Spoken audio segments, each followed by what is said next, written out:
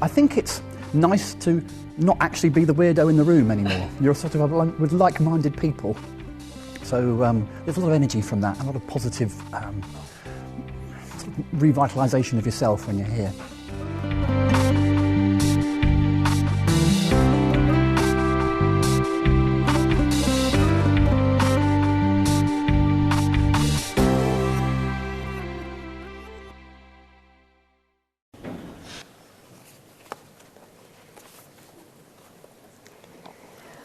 Well, good morning, everybody, and thank you very much for asking me to deliver the keynote address at your conference. I feel very honoured to be presenting this subject to you today. I was asked before I presented this to encourage you to reflect as you went through it on how this might influence your practice. So I'm going to start at the beginning by identifying what I think are going to be the key learning points from the presentation this morning. There are 5 of these. The first is that the placebo effect operates to facilitate the process of self-healing. Secondly, that it can be effective in all body systems. Thirdly, that it's present in every patient treatment situation.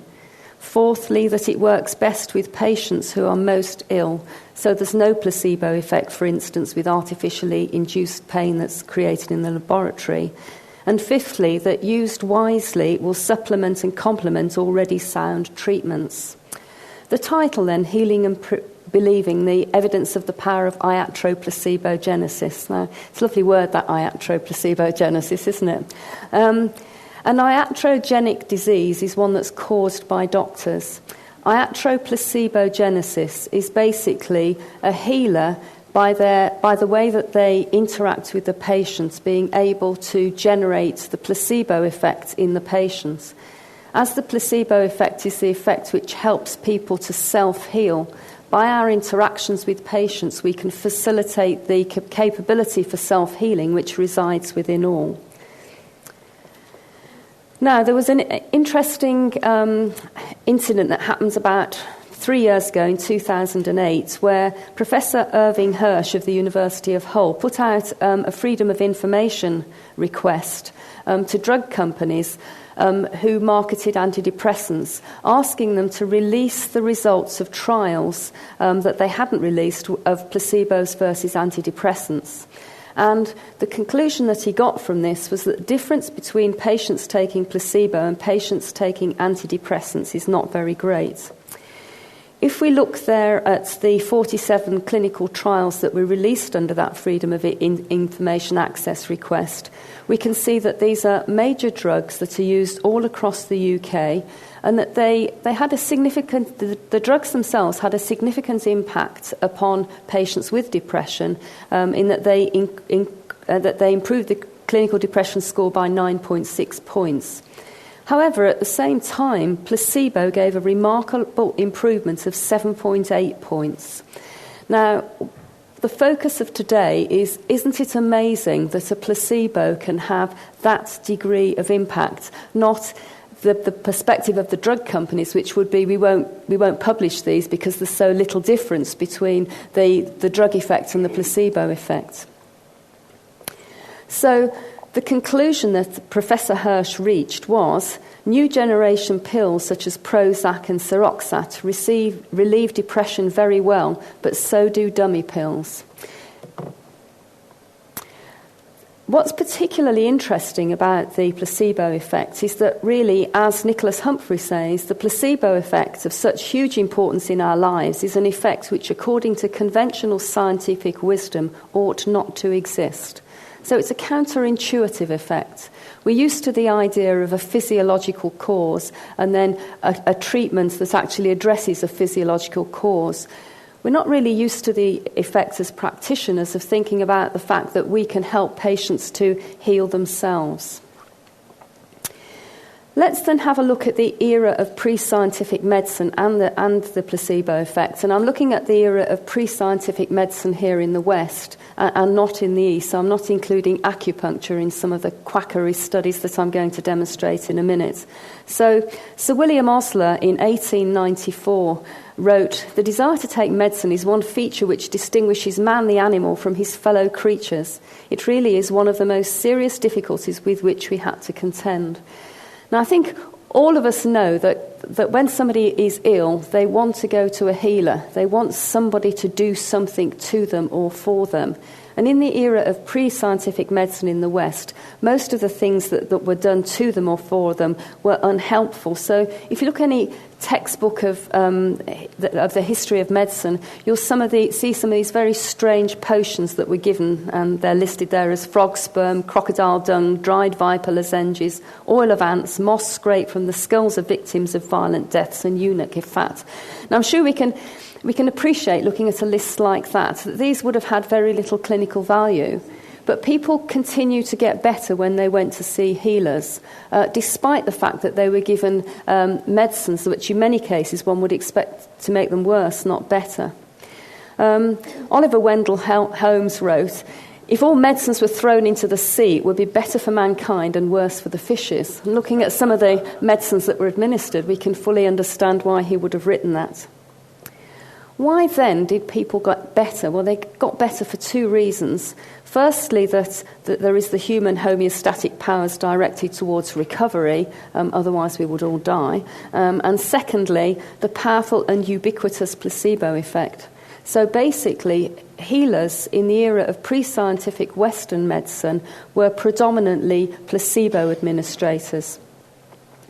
The word placebo comes from the Latin placere, meaning to please, and its first entrance into a medical dictionary was in Hooper's Medical Dictionary in 1811, and there it was described as an epithet given to any medicine adopted more to please than to benefit the patients. And I think even in these early days you can get the feel of sort of faint disapproval that goes with that description. However, I think it would be quite reasonable to argue that if a patient is pleased, then they are also benefited. A key author in the field of placebo studies is Shapiro. There's two Shapiros. This is A.K. Shapiro. And he described a placebo as any therapy or that component of any therapy that is deliberately used for its non-specific psychological or psychophysiologic effect.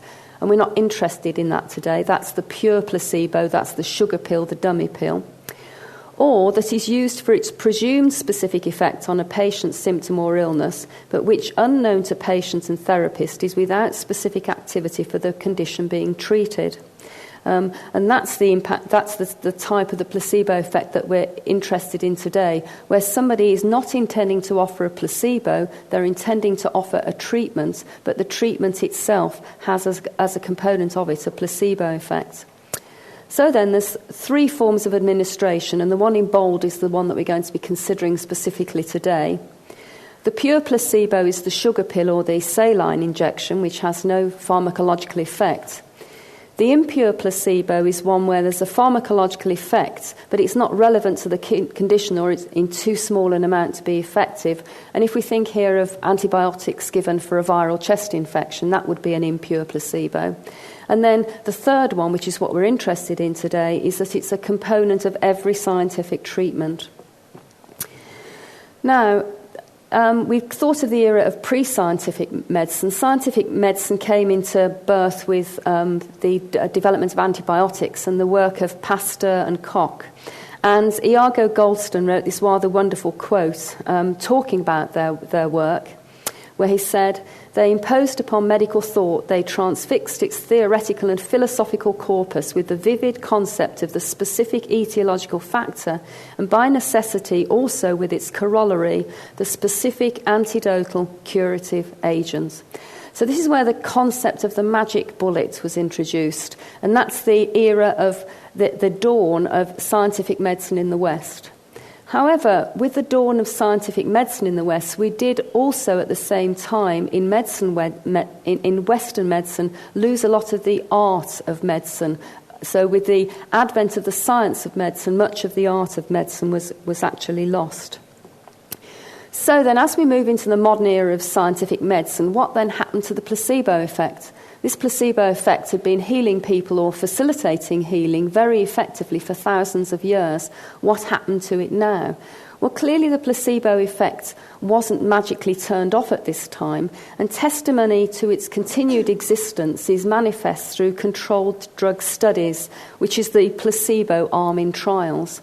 So when the placebo was discovered to be so powerful, any randomised controlled trial from the 1950s onwards had to have three arms: a no treatment arm, a placebo arm, and an intervention arm.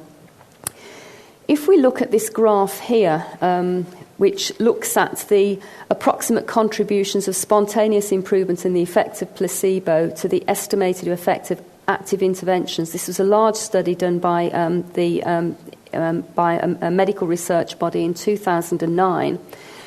The y-axis represents disease severity, and you can see that if you look at the top line, with no treatment, disease severity, because of ordinary recovery, gets better. When you put in a placebo, they get better faster, and when you put in an active treatment, they get better faster still.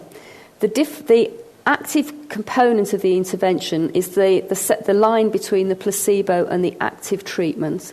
What we're interested in today, and what I think is really quite fascinating, is the line between no treatment and placebo. So the human homeostatic powers of self-recovery is the no treatment line. The placebo line shows how very strong the impact of placebo is on helping people to get better. There are, however, ethical issues related to the placebo arm of a trial. So back in the 1950s, the placebo arm was introduced, but the placebo was really regarded not as a helpful effect at all, but as a really troublesome contaminant of research. And what was really being said was, isn't it a problem that when we give people a placebo, they appear to be able to heal themselves? Oh dear, this contaminates our research, we better have a placebo arm. However, and in the early trials, a lot of patients who were receiving placebo medication in a trial did not know that they were in a trial or receiving placebo medication. So after their surgery, they could, for instance, just be given a saline injection instead of morphine, thinking that they were going to be having morphine. Later on, informed consent was developed, as it should have been from the beginning. And so patients knew at that stage that they may or may not be in the placebo arm of a trial, but generally speaking, they didn't know whether they were or not. More recently, there's been a kind of line of thought that if there is an effective medication already, that you shouldn't be using a placebo in a trial. You should be testing a new medicine against the best medicine so far, because in giving a placebo when you know that there's something better, that's actually an unethical intervention. So the ethics around placebo use in trials have got more sophisticated and more proper, really, in recent years. So the Cochrane Library 2011 raised the issue then of randomised controlled trials using invasive placebo controls, and this could include something like a saline injection because that is an invasive procedure, and said that they should be excluded from all Cochrane reviews. This means then that when we're looking at the power of placebo effects, we have to look to older papers for evidence before these additional controls, etc., came into force, because then we can see the real power of placebo. In terms of then the extent of placebo effectiveness, there's two things that we need to look at. One is the type of conditions where a placebo effect might work, and secondly, the number of patients within any treatment group that could be expected to improve with placebo. A seminal paper here was undertaken by Beecher in 1955, and he looked at 1,082 patients who'd got post-operative pain, angina, nausea and anxiety. So within those 1,082 patients, there were 4 different subgroups. And across the board, he found real specified improvement in 35.2 plus or minus 2.2% of cases. Now, what's quite interesting about the cases in Beecher's study was that nobody was trying to get the placebo effect. So nobody was trying to generate expectations in the patients. They would just, for instance, come along and give an injection or give a tablet, which the patient would assume was real but wasn't actually real. But they weren't doing anything else to try and get it. If you work hard to encourage patients to self-heal, then you can get a placebo effect that's quite considerably stronger than 35.2%. And we saw that at the beginning in the trials that were run with the drug trials that were accessed by the Freedom of Information request. When we're looking at the numbers of papers here, there are just thousands of them. So in the days sort of from the mid-1950s up until the mid-1980s, virtually every trial that was conducted had a placebo arm. So it had the three-arm structure that we described earlier.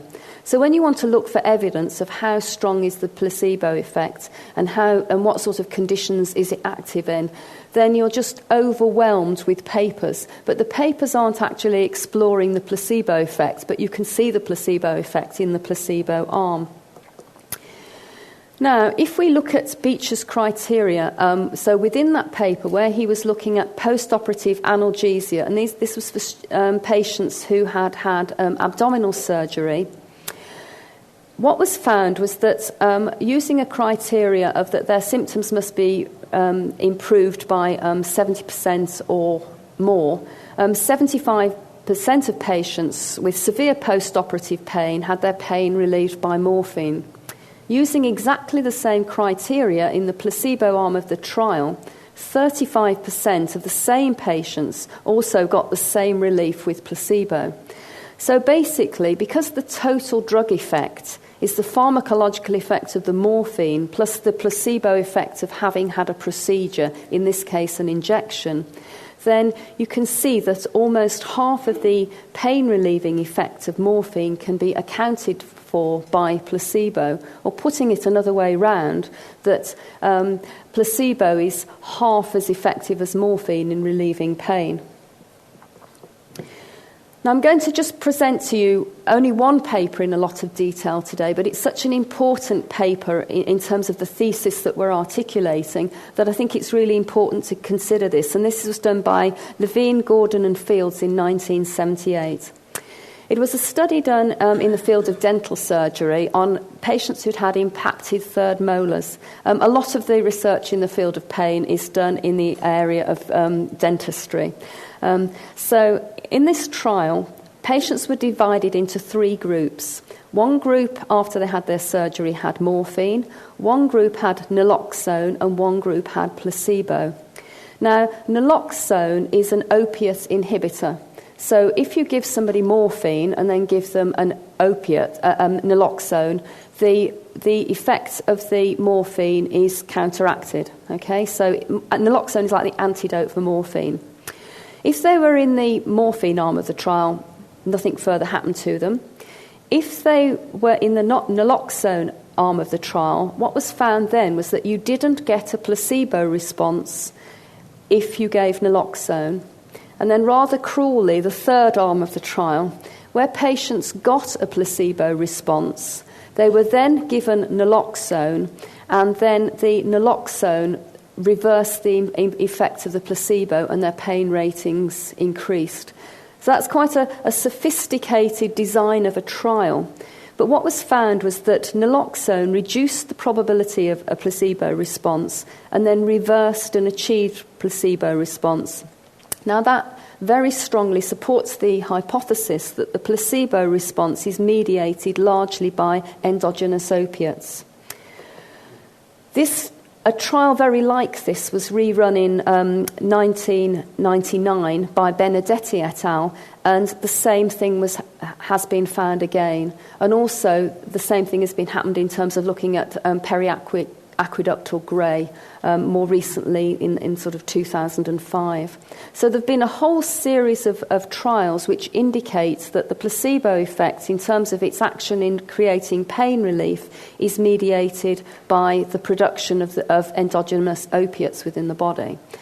Now, because I'm a physiotherapist by background, I found reading these papers very comforting, because when I can think, oh yes, that triggers a physiological response, and we all know about that, that makes me feel much more comfortable about why placebo works. But it always worked anyway.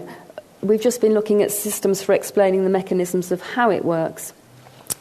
Now, one of the earliest authors and the first person to use the title placebo in a scientific paper was Wolfe. And one of the studies that he did was to look at the tracing of gastric motor activity. Now, this is where patients have been complaining of acute nausea. So they had clinical symptoms of acute nausea. And when they were given placebos, they said that their nausea got better. Now, the assumption might be, well, you didn't really have real nausea anyway if you got better when you were given a placebo, a sugar pill. But what he noted was that because the gastric motor activity of these patients was being measured, that you could really say there isn't any nausea, and this just isn't in the patient's head. There are physiological measures which show that there really isn't any nausea. And the conclusion of this early writer in the field, the conclusion was, it is important to realise that placebo effects are not imaginary. Now, Wolfe was really ahead of his time in saying this, as was Beecher, because up until the 70s, the 80s, the early 90s, and perhaps even still now, there is an assumption that if you have a condition that gets better with a placebo, you didn't have a real condition in the first place. Okay? Now, you can see the logic behind that, because that's intuitively what you would expect. But actually, because as we introduced at the beginning, the placebo effect is a counterintuitive effect and doesn't obey the normal rules that one might expect, then you can get real healing from non-real interventions. This is just a list of some of the things. As I said, there are thousands of papers. There are more effects than this, but these are the things that placebo can have an impact on. So changes in pupil diameter, gastric secretion, hypertension, the creation of a lumpy rash, circulating eosinophils, changes in pulse rates, adrenocortical activity, lipoproteins, and beta endorphin levels.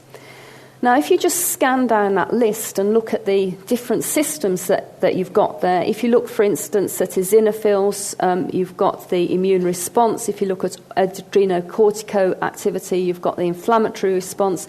If we look at the concentration of lipoproteins, that's the circulation of different lipids within the blood, such as raised cholesterol levels. Gastric secretion, that can have any impact on gastric ulceration. Hypertension, obviously, that has an impact in a different body system. So you're looking across a whole range of body systems, aren't you? And basically, the placebo effect can work with all people, and it can work in all body systems. So we've done quite a detailed consideration of pain, but that's only one area where placebo is effective. I mentioned the diagnostic misconception that was reigning really from the 1950s right up until the 1990s and may still be in existence now. So Goldberg in 79 and Thompson in 82 ran questionnaires. Goldberg gave his questionnaires to ward sisters, and Thompson gave his questionnaires to GPs, asking them about attitudes on placebo use.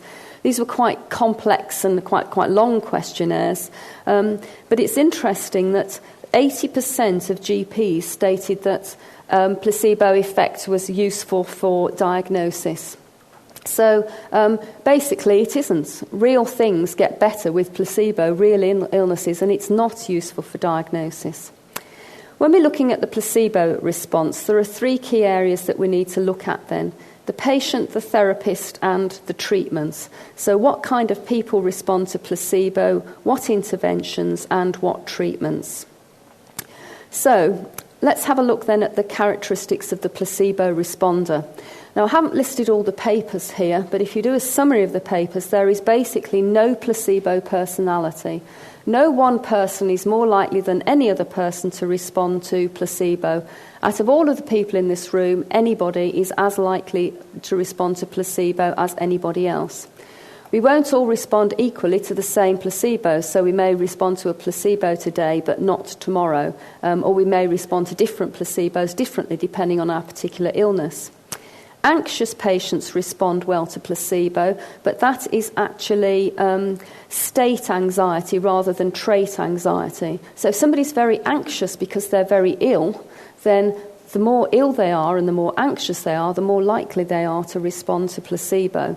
But people who are habitually anxious as a trait are no more likely to respond to placebo than anybody else.